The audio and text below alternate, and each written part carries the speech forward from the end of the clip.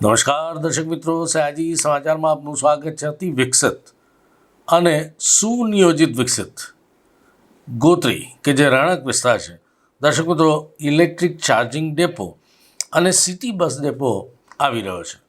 કામ ફૂલ ફ્લેજ ચાલી રહ્યું છે.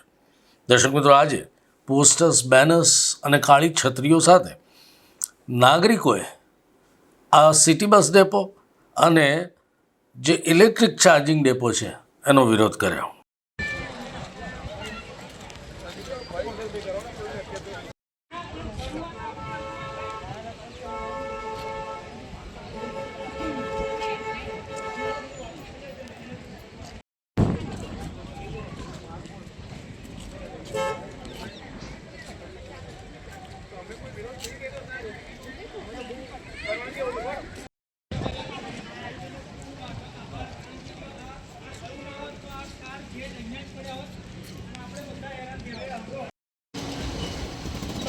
એક તો એક મારો એક હાથ બ્લોક છે.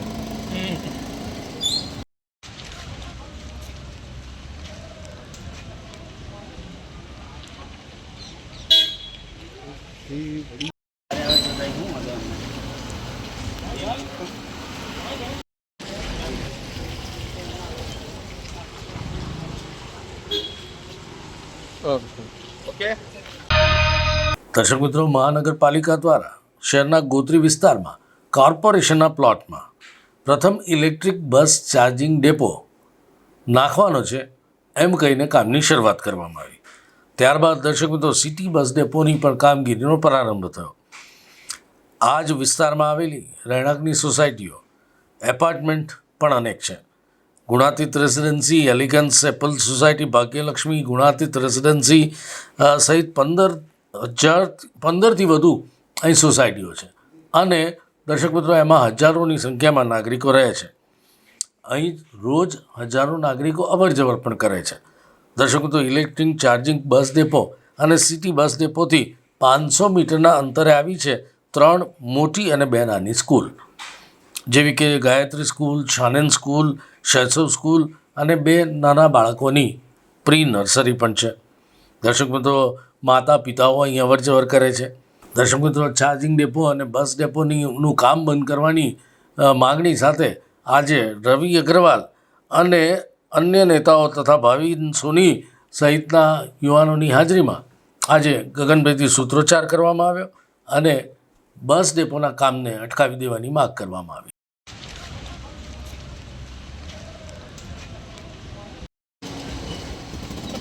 એક તો એક મારો એક હાથ બ્લોક છે.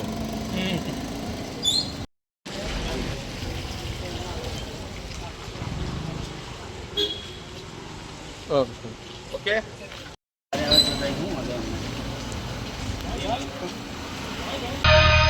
દર્શક મિત્રો, સૌથી મહત્ત્વની વાત તો એ છે કે એલિગન્સ એપલ ડુપ્લેક્સ પાસેના 12 મીટરના ટીપી રોડ પર બસ ડેપોનો એક એન્ટ્રી ગેટ અને 3 એક્ઝિટ ગેટ બનાવવામાં આવ્યા છે.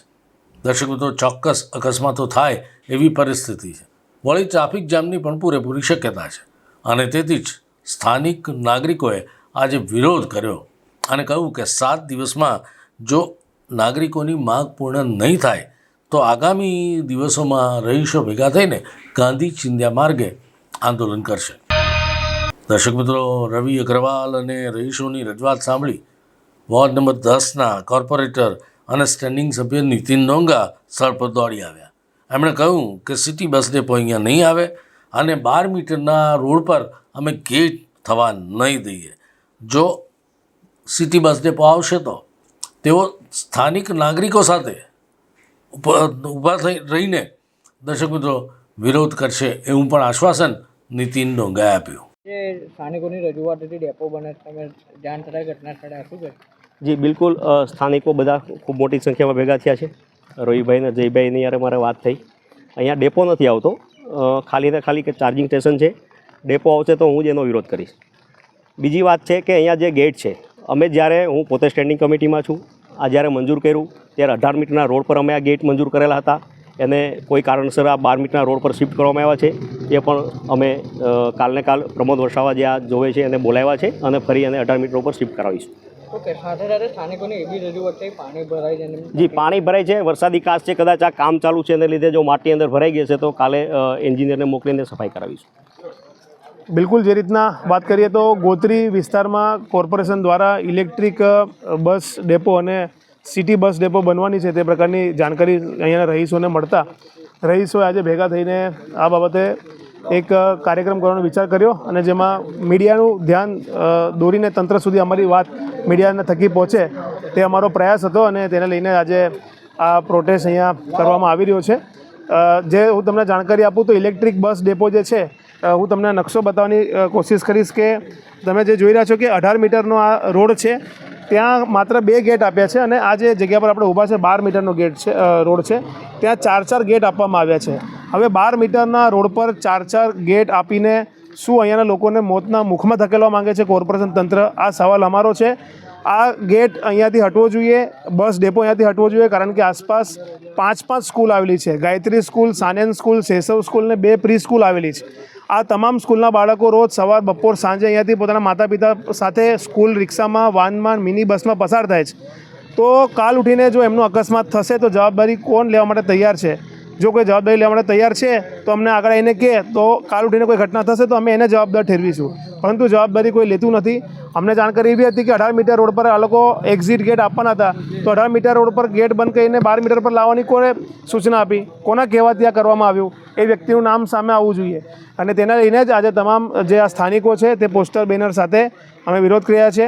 અને અમારી એક જ માંગ છે કે અહીંયા બસ ડેપો ન જોઈએ, કારણ કે બસ ડેપો આવશે તો આવનાર સમયમાં અહીંયા અકસ્માતો થશે, લોકોના મોત થશે અને લોકોને અગવડ થશે. બીજી વાત તમને કહું કે 18 મીટરનો જે મેઇન રોડ છે, ગાયત્રી સ્કૂલથી અંદર આવીએ, એ 18 મીટરનો રોડ પણ વર્ષોથી ખોલવામાં નથી આવ્યો. કોના દબાણથી આ રોડ નથી ખોલવામાં આવી રહ્યો? કેમ? અહીંયાના નાગરિકો, હજારો લોકો જે અહીંયા રહી રહ્યા છે, હજારો ફ્લેટ છે, હજારો મકાન છે, તો કોના દબાણથી રોડ નથી ખોલવામાં આવી રહ્યો? એ પણ સ્પષ્ટતા કોર્પોરેશનના અધિકારી સત્તાધીશોએ આપવી જોઈએ. અને તેને લઈને જ આજે અમારો આ કાર્યક્રમ અહીંયા છે અને અમે તમારો આભાર માનીએ છીએ કે તમે અમારો અવાજ સાંભળીને લોકો સુધી પહોંચાડવા આવ્યા છો. અને આવનાર સમયમાં પણ જો અમારી આ માંગણી પૂરી કરવામાં નહીં આવે તો અમે હજુ ને હજુ ગાંધી ચિંધ્યા માર્ગે ઉગ્ર આંદોલન કરીશું. સ્થળ પર કોર્પોરેટરને રજૂઆત કરતાં જ કોર્પોરેટર અહીં આવી ગયા, નીતિનભાઈ પટેલ જે સ્ટેન્ડિંગ કમિટીના સભ્ય પણ છે.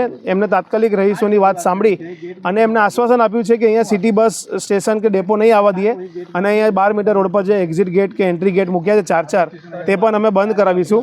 એટલે અમારી વાત એ જ છે કે જે કોર્પોરેટરનું આશ્વાસન છે તેનાથી અમે સંતોષ છે અમને, પરંતુ એ વાત પર કોર્પોરેશન પણ કાયમ હોવું જોઈએ, કારણ કે કોર્પોરેટર અહીંયા સ્થાનિક છે અને સ્થાનિક કોર્પોરેટર જો અમારી સાથે હોય તો કોર્પોરેશને પણ એ વાત સાંભળીને એમની જે રજૂઆત છે, જે અમારી રજૂઆત છે તેને ધ્યાનમાં લેવી જોઈએ. બીજી પ્રશ્ન એ છે રવિભાઈ વાત કરી તમને શું કીધું? ચાંદઈ વરસાદી કાચ બી આવેલી છે. વરસાદી કાચ છે, જોઈ લો કયા પરિસ્થિતિમાં છે. બધી માટી એના પર નાખી દીધી છે. અહીંયા કામ ચાલે દિવાલ બનાવવાનું. કેમ? સામા ચોમાસા આરસીસી રોડનું કામ ચાલે છે. એક તરફ કમિશનર સાહેબે કીધું છે કે ખોદાણ નહીં કરવું, અહીંયા તો ખોદાણ કરીને દિવાલ ચણાવવામાં આવી રહી છે. અને જે વરસાદી કાચ છે તેના ચેમ્બર કેચપીટ આખી પૂરી દેવામાં આવી છે. તો કેમ પૂરી દેવામાં આવી? અહીંયાના એન્જિનિયર શું કરી રહ્યા છે? શું એમની જવાબદારી નથી? બધું સ્થાનિકને ધ્યાન રાખવાનું હોય તો પગાર શું કામ લે છે? સ્થાનિકોમાં વેચ નહીં કરી દે પગારનો. એટલે એમને અહીંયા જોવું જોઈએ, ઓફિસમાં બેસવા કરતાં અહીંયા એને જોઈએ તો એમને ખબર પડે કે કેચપીટ કેટલી પુરાઈ છે, અહીંયા પાણી પસાર થાય છે કે નહીં થતી. આજે તો ઓછો વરસાદ છે, વધુ વરસાદ હશે તો અહીંયા સ્થાનિક લોકો ક્યાં જશે એ પણ અધિકારીઓ જોવું જોઈએ. અને જે રીતે કોર્પોરેશન દ્વારા કે જે પ્રી મોન્સૂનની કામગીરી કરવામાં આવે, શું લાગે છે કામગીરી કરે? પ્રી મોન્સૂનની કામગીરી થઈ છે. 3-3, 4-4 વખત એ લોકોએ અહીંયા કેચપીટ સફાઈ કરી છે. પણ એ સફાઈ કર્યા પછી શાંતિથી બેસી જવું એટલું નથી.